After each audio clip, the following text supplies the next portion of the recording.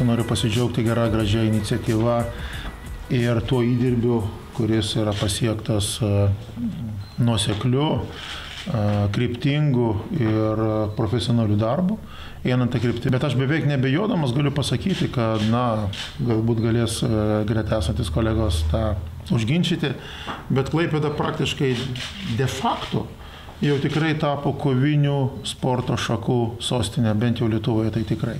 Klaipėda iš tiesų tampa tą gerąją, tą žodžio prasme, meka, į kurią jau pradeda plaukti arba trauktis, link kurios traukti pradeda įspūdingi tikinami tarptautiniai turnyrai, tarptautiniai renginiai, reiškiantis Klaipėdos kaip mokyklos, Klaipėdos kaip kovinių sporto šakų filosofijos centrą. Turnyras vyks gegužės 7 dieną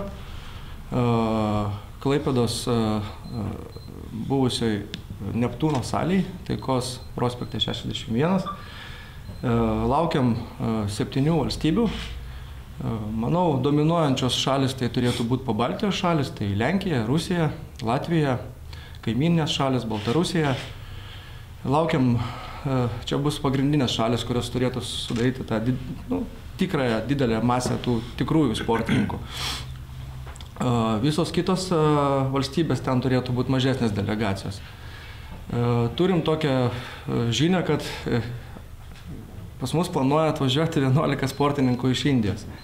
Jau jie varžybom paraiškas yra pateikę, tai tikiuosi jiems pavyks atvažiuoti, nes gegužės 3 dieną sprendžiasi jų ten vizų klausimas, ar jie bus įleisti į Europos Sąjungą. Tai iš kovų menų greplingas, kodėl taip sparčiai populiarėja, dėl to, kad jis yra pasaugiausias ir veiksmų arsenalas yra labai didelis, bet galima visi veiksmai, bet jis negalima smūgiuoti ir dėl to mažai traumų būna ir dėl to jis yra populiarus ir jis pakankamai populiarėja ir dėl to yra patrauklus daugeliui vaikams ir jų tėvams, nes jie žino, kad tėvai irgi yra atsakingi, vaikus išleisdami į tokį sportą, jie žino, kad vaikas sugrįžs tikrai be mėlynės paakį, nesulaužytas ir sveikas, ir pasportavęs, ir išsikrovęs, ir jau yra ir moksliškai įrodyta, kad kuo daugiau sportuoja, tuo geriau ir mokslai sekasi, tuo gali save plačiau realizuoti.